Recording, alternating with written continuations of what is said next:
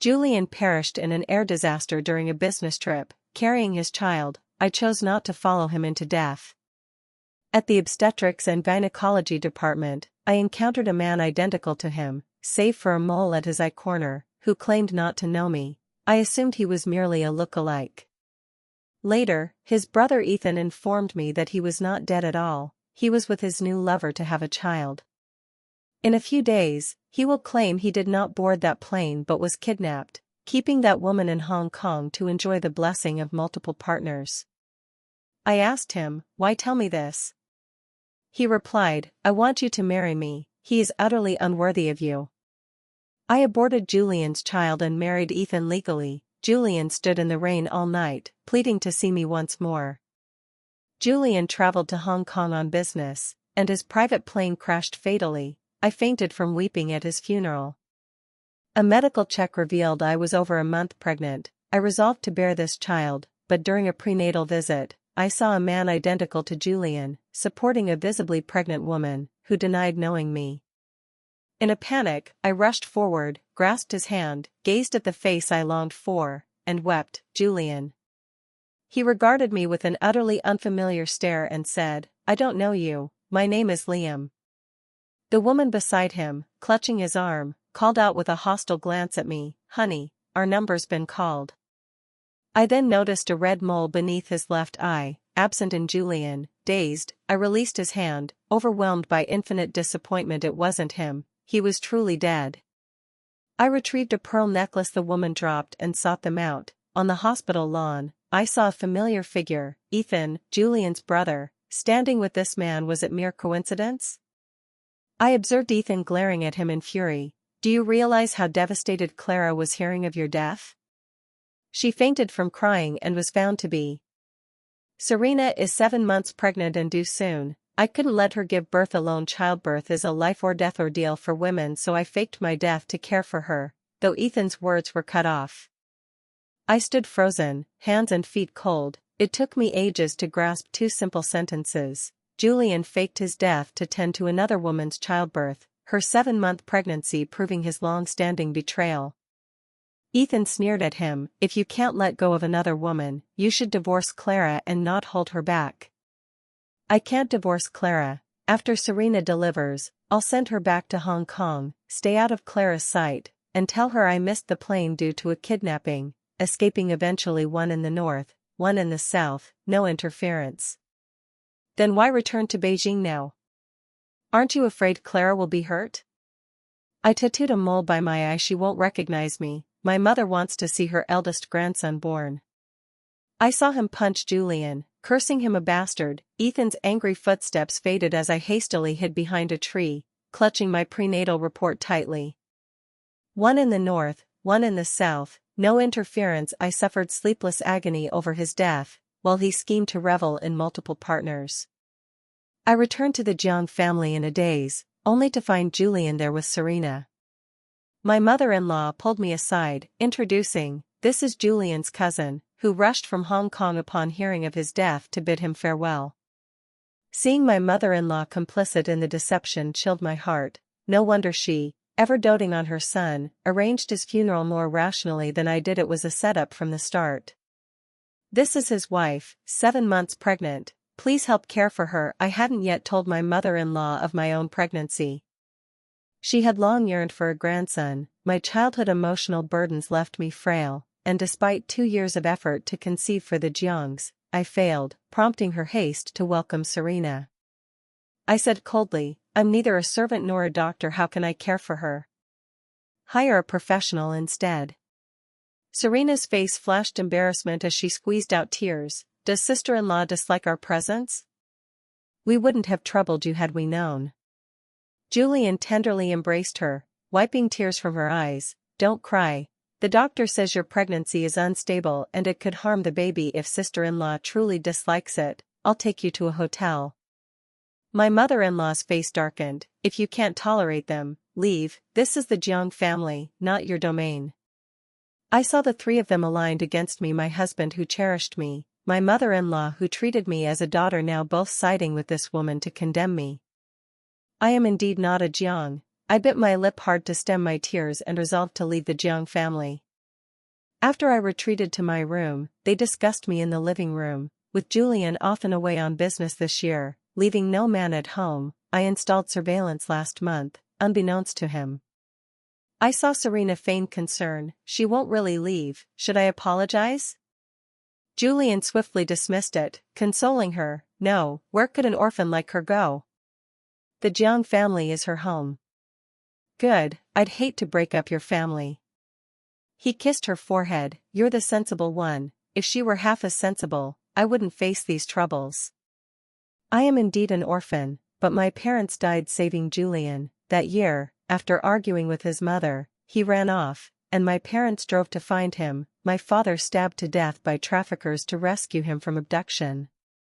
Later, my mother suffered a fatal heart attack from my father's death, urging me repeatedly before dying not to hate the Jiangs. The villains were to blame. At 10, I became an orphan, guilt-ridden. The Jiangs adopted me, and Father Jiang and Margaret treated me as their own, even better than Julian. From then, Julian became my protector. Aware of my deep pain, he forbade anyone from mentioning it, once beating a person bloody for calling me an orphan until they dared not repeat it. He faced punishment and a severe beating from his father at home. Seeing his wounds, I spoke to him for the first time. You didn't need to fight. What he said was true. He gazed at me with heartache, wanting to hug me but hesitating. You're forever a Jiang. My parents are yours, they can't speak of you so. Over 10 years, he entered my heart, yet now he used this to comfort Serena. Simultaneously, my phone received a video from Ethan, his balcony conversation with Julian. Why tell me? You know, don't you? I've awaited this chance long. He's unworthy, will you marry me? I met Ethan thanks to Julian, who, citing company duties this year, entrusted him to care for me, missing movies, anniversaries, and my birthday times Ethan spent with me. His gaze held unconcealed affection. Noticing, I told him plainly, I love Julian, let's keep distance. We barely spoke for 3 months, yet he was the first to find me unconscious at the funeral. You know I can't love you now, he said. Clara, even as your temporary lifeline, I'm content, let me think more. As I dragged my suitcase from the Jiang family, my mother-in-law glanced at me, then fetched bird's nest soup for Serena, drink to nourish. Some once had it, now they lack the fortune. Serena smiled, thank you, then turned to me, sister-in-law, soften up, and you could stay, her eyes brimming with sarcasm and provocation. Julian frowned at my suitcase and the darkening sky. Where are you going? I gave him a deep, sarcastic look. None of your business, cousin, and left as he stood stunned. She's really gone, don't chase her? Julian's cold snort echoed. She'll return obediently in a few days. The Julian who held my hand, promising the Jiang family was my home forever, was truly dead. My heart ached uncontrollably, tears splashing on my phone screen. I read Ethan's latest message. Decided? I've waited in torment all night, marry me, or I'll ask again tomorrow. With a wishing cat emoji, warmth touched me, and I replied, okay. In the dark night, I wiped my tears, bidding the Jiang home of 15 years goodbye forever. Ethan longed to see me instantly, planning our wedding details. Regrettably, headquarters issues summoned him abroad by his father for about a week, after which he'd marry me. He arranged a driver to fetch me to his home, free to command as I wished. I planned a hospital visit tomorrow to abort the child, severing my final tie to the Jiang family. That day at the hospital, I encountered Serena and Julian again. As he got her number, he saw me, puzzled. Why are you here again? Ill? You've lost weight. Since his death news, I barely ate, compounded by morning sickness, losing 15 pounds all his doing. I stared intently. Have we met before? His eyes dodged, stammering finally, I've seen your wedding video. What's your illness? He didn't know of my pregnancy, nor deserved to. I was about to tell him to leave. Honey, save me. Serena screamed as a knife-wielding man stormed the hospital. Hearing her, he pushed me aside, ran to her, and shielded her, leaving me closer to the assailant. In this department, most women had men with them. Alone, I faced the man's fierce glare as he slashed at me ruthlessly. Instinctively, I blocked with my right arm, the sharp blade pierced it, blood gushing, pain drawing cold sweat. Julian called my name in distress, moving toward me. Serena grabbed him. Honey, my stomach hurts, I'm bleeding, security's near. After a moment's hesitation, he hugged her and ran to the medical room. My heart sank, a chill engulfing me. Once, when thugs cornered me in an alley, he risked his life, holding me despite being beaten bloody, never letting go. He'd once risked death for me, now, for another, he pushed me toward it. I fell running, the blade nearing. I shut my eyes in fear, falling into a warm embrace. Opening my eyes, I saw Ethan's stern face. He'd kicked the assailant down, security restraining him. He rushed me to the emergency room, his trembling hands palpable. Don't be afraid, I'm fine. Ethan's eyes teared. I nearly lost you. That knife almost hit you. I finally won you. You can't be harmed. Ethan was renowned in our circle as fearless, unmoved even when racing for life and crashing. My hand was cut, yet he cried in fear. Flustered, I shifted topics. Didn't you say a few days? You agreed to marry me. I wanted to see you to be sure. Thankfully, I returned. The wound took 7 stitches, other tests clear. The abortion was delayed days. He held my hand. If you want to keep this child, I'll raise it. I shook my head. No, let's end it cleanly. Aborting this child, I may not conceive again. It's trivial. Childbirth is a mortal risk, better not to. We can adopt or live as two forever. Surgery was set for next Wednesday. He insisted on staying, worried, until I threatened, work properly or be ousted. No money to keep me, I'll leave. Reluctantly, he left, vowing to wed me in 5 days. Late at night, I felt someone by my bed. Opening my eyes, I saw a blurry figure, Ethan, thinking he hadn't left. What did you call me? He gripped my hand, voice tinged with displeasure. It was Julian, I cried out in pain. He released me, turned on the light. Clara, Serena's pregnant. If I'd delayed taking her to obstetrics, her child would have been lost.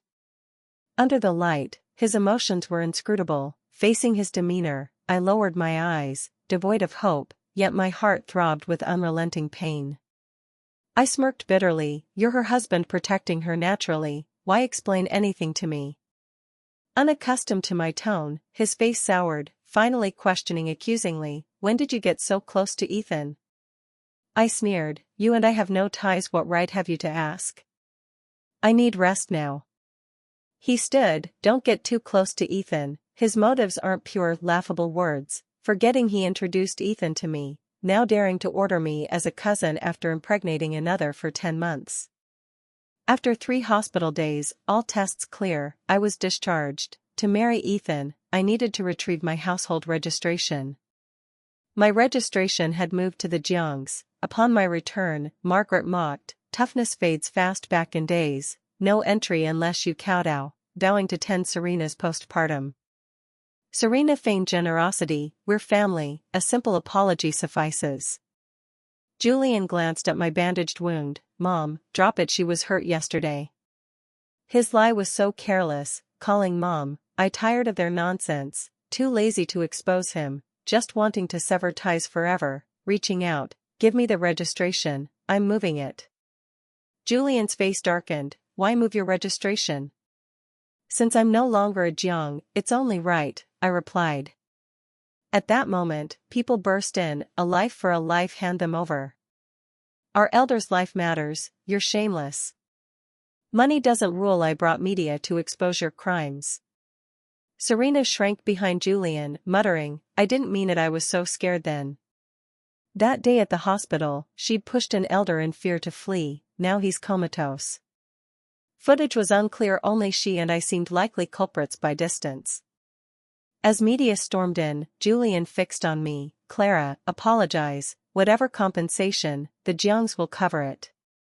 For Serena, he blatantly lied. My heart no longer ached for him. Only surging anger filled my chest. The victim's family seized my hair in rage, scalp searing as they thrust me toward the cameras. Look close, it's her, pushing an elder to block a knife. Fear's no excuse. Money's nothing. We want no stench of it. Kneel and apologize to our elder. struggling in pain, let go, it wasn't me. They didn't believe. I raised my wounded hand, I was pushed to see my knife wound. They eyed my stitched wound. Video shows 2 women, one pushed, one fell and was cut. Her injury proves she didn't push Grandpa. They released me, advancing on Serena. Julian shielded her. She's pregnant, don't touch her, I'll pay any compensation. The family raged, no compensation, just our grandpa safe.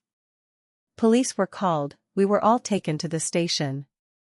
The elder awoke, and Julian's $500,000 offer led to a settlement. Released, Serena sobbed in his arms. I was terrified, almost jailed, my baby couldn't bear it. Why didn't you help Serena? I'd have settled it, no issue, yet everyone ended up here, Julian said, displeased. His words fueled my unresolved fury. I slapped him hard. I didn't dare, why should I take the fall? Stunned, Julian's red eyes met mine. You hit me. I slapped his other cheek. Your brother's dead, wrongly accusing your sister-in-law, don't you deserve it? His face shifted, but he said nothing. Recalling his unhesitant push to scapegoat me, I grew resolute to cut Jiang ties. Give me the registration. Margaret sneered, take it where else but the Jiangs? Without us, you're a stray. Julian tried to stop, but Serena's pain cries rushed him to the hospital. I got the registration with Margaret and moved it out. Returning to the Chens with my new registration, Ethan was leaving. Why back so soon? I saw your video, your plight, I couldn't sit. I rushed back, handling company affairs in 3 urgent days. Nearly done, my team can finish. He checked me tenderly, still uneasy despite finding me fine, took me to the hospital, then, assured, to the Civil Affairs Bureau, to confirm our bond, so I can openly stand by you. Ethan, thrilled, held the red marriage certificate, snapped a photo with me, posting on Facebook, finally wed my heart's desire. Congrats poured in below, even from Julian. When did you date? Show us your wife. At the wedding, you'll see, came the reply. Observing this dead man brazenly comment on Facebook was surreal. It felt absurd he'd forgotten I added Ethan's Facebook at his behest. His scam was half-hearted, riddled with flaws, but henceforth, he's nothing to me. On abortion day, Ethan cleared his schedule to join me. Entering obstetrics, we faced Julian and Serena head-on. He widened his eyes, froze, staring at me. Serena winced. Honey, you're hurting me. Julian blocked us. Didn't I say stay away from him? Why with him again? His righteousness sickened me. Your brother's dead, must I mourn forever? Good dogs don't block. He wouldn't move. Wait, miracles might happen. Ethan shoved past him. Julian glared furiously. You're married, won your dream girl, why entangle with Clara? Ethan smirked. Yes, I'll cherish her unlike some beast who lost what's most precious. Julian pressed for meaning, but Serena tugged him. Honey, the doctor says hurry for the ultrasound, don't delay. Free of him, I entered the medical room swiftly. Ethan insisted on the costliest options to minimize my harm. Signing the consent, anesthetized, I was wheeled in, dimly seeing Julian spot me on the surgery cart. He ran up in shock, grabbing Ethan's collar, shouting, Clara, what surgery? Ethan kicked him down, thinking how his beloved suffered because of him. Recalling Clara's wrist-slitting attempt at Julian's death news, stopped by him before fainting, while he frolicked with Serena at Hong Kong Disney. Had he not visited Clara, seen Julian, and investigated, finding he never boarded Clara might have borne his child alone, deceived lifelong in pain, he glared coldly, you dare ask? Julian rose, seized his collar, growling, I shouldn't have trusted you with Clara. How did you care for her? What's her illness? Tell me. Ethan shoved him off, fixed his collar, sneering, I won't tell, fret, fool, mind your Serena. You're married, leave Clara be, I'll ask her myself later. Aren't you his cousin? What right? I'll remove my mole now, tell her I'm back, she'll be thrilled. Julian rushed to dermatology, swiftly erasing it. Post-surgery, I awoke to Ethan's tender gaze. Anything uncomfortable? I shook my head. I'm fine. Clara, I'm back, a man's urgent voice called. I turned, seeing Julian with gauze under his left eye. He grasped my left hand. Clara, I was kidnapped, missed the plane, escaped what happened to need surgery? His feigned affection disgusted me. Even now, he sought to deceive me. I yanked my hand back, sneering, stop pretending. Liam think a mole lets you toy with me? His face stiffened, eyes sharp on Ethan. Did you tell her? Only you, an outsider, knew. Ethan's silence confirmed it. Julian cursed low, lunging at him. I shouted, Ethan, careful. They grappled in the ward, spotted by a nurse. What's with you two? This is a hospital, not a fight. Ring enough at the surgery door. Don't disturb patients. They stopped. I gazed at Ethan's lip wound. Does it hurt? Blow on it won't, he said. I gently did.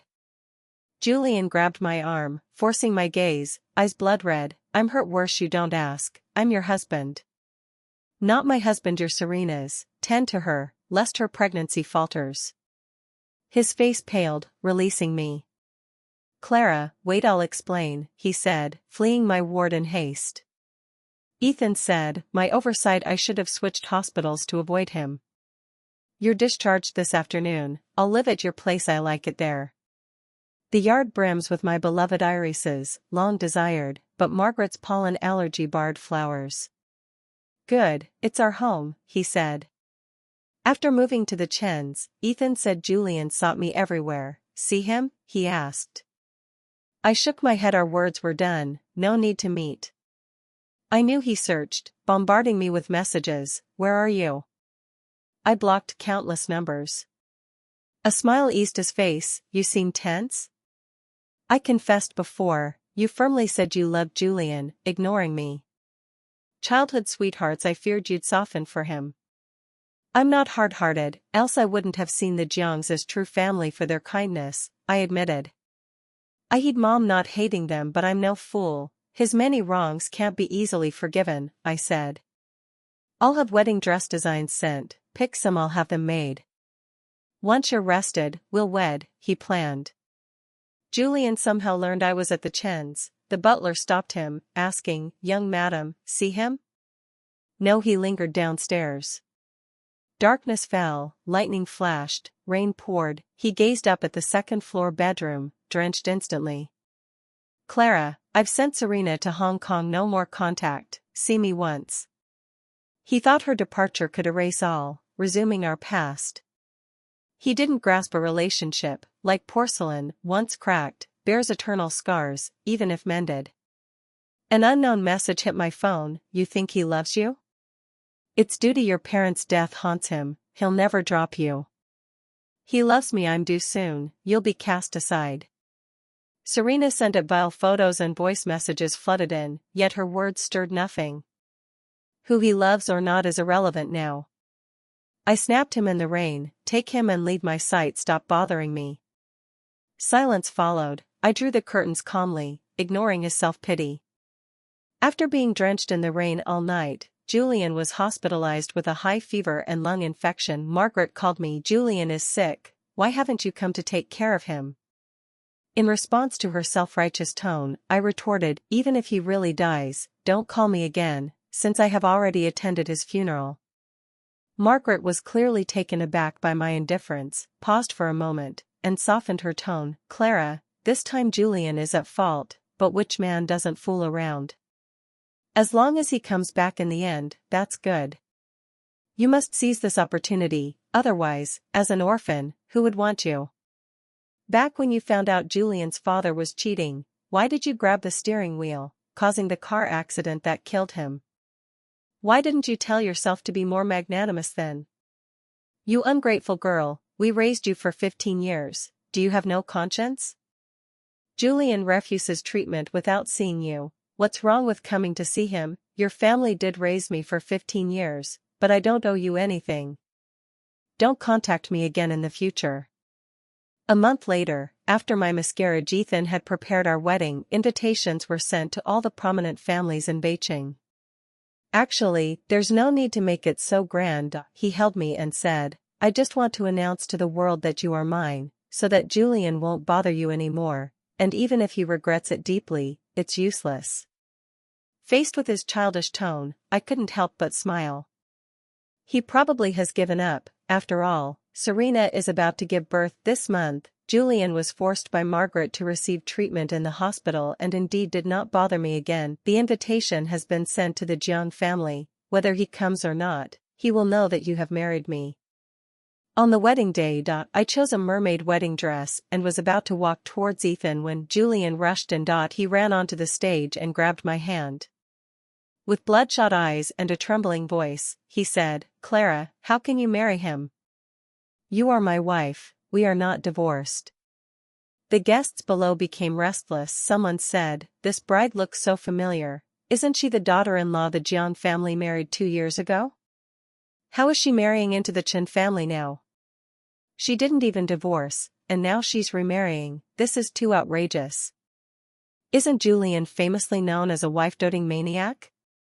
Back then, to pursue her, he rented all the high-rises in Beijing to confess his love, and on the proposal day, he set off millions of fireworks. He even risked his life for her several times. How did she end up marrying someone else? Wasn't Julian already dead? How did he come back to life?" I pushed him away. I took a deep breath. "We never got a marriage certificate. What divorce are you talking about? 2 years ago, we did hold a wedding ceremony. But because the household registration wasn't updated, we couldn't get the certificate. So, it was temporarily put on hold. Later, he went on a business trip to Hong Kong, and Margaret said since we hadn't had children yet, there was no rush. I didn't get pregnant for a long time. Margaret kept delaying the household registration matter, saying that since we were all in the same household registration, we were already family. They just forgot about it. Julian still refused to let go and insisted on pulling me away. "Clara, come with me, you are mine." Ethan pulled me back and had the Chen family's bodyguards drag him down and pin him to the ground. He struggled desperately on the ground, his eyes fixed on me. "Ethan, you stole your brother's wife, you are shameless." Ethan looked at him coldly and said, "You didn't cherish her, you can't blame me." Margaret rushed over anxiously, protecting her son, and said to me with tears and a wronged expression, "Clara, do you have no conscience? The Jiang family raised you for 15 years, and now that you see the Chen family is richer, you abandon our Julian. While he was on a business trip, you announced his death, and we even found out in the hospital that you aborted the Jiang family's child, my precious grandson. How could you be so cruel? Please don't make things difficult for him, I beg you." After Margaret's performance, I became the heartless person who abandoned her husband and killed her child. Ethan looked at the shameless Jiang family, his face turning blue with anger. He was about to speak, but I held him back and said, "I'll handle this." I projected the hospital video onto the wedding screen. Everyone saw Julian's hypocritical face. I looked at Margaret and said, "As for your so-called kindness in raising me, didn't my parents die saving Julian back then? How dare you mention it? How dare they come here to make a scene? One in the north and one in the south, rich people really know how to play. Get lost quickly. If it were me, I would have wanted to kill him long ago." Margaret dejectedly went to pull Julian, saying, "Let's go, Julian." Julian shook off her hand and yelled at her, "If it weren't for you insisting on introducing other women to me, Clara wouldn't have aborted my child, and we wouldn't have ended up like this. I did it for your own good. Her health is poor, and she hasn't gotten pregnant. After this abortion, her body will be even worse. Even if she marries into the Chen family, so what? She's just a hen that can't lay eggs and will be abandoned sooner or later." Ethan couldn't stand it anymore and said, "I won't treat Clara as a reproductive tool like you did. Even if she never has children, I will respect her. Throw these 2 noisy people out." Our wedding finally proceeded smoothly. I heard that after that day, the news of Julian's fake death spread throughout the entire social circle. The companies that worked with him were worried about his character affecting their reputation and refused to cooperate. The Jiang family's stock also plummeted. Margaret wanted Julian to marry Serena and give birth to her precious grandson. Julian refused. Margaret threatened to kill herself. In the end, Julian was forced to marry her. But when the child was born, it was a mixed-race baby. As far as I know, the Jiang family has no foreign genes in their ancestry for 8 generations. Without a paternity test, it was clear that the child was not his. Serena was famously promiscuous in Hong Kong's social circles. Margaret, unable to contain her anger, got into a fight with someone while Serena was in her postpartum confinement, and both of them fell down the stairs. Margaret died on the spot. Serena was imprisoned for manslaughter. When I saw Julian again years later, I was sitting in a Kian, and he was being beaten by a group of people who were forcing him to pay his remaining debts. He was holding a bottle of alcohol, completely drunk. He kept shouting, "Clara." Ethan was holding our daughter in his arms. "What are you looking at?" I reached out to play with the child and said, "Just an irrelevant person."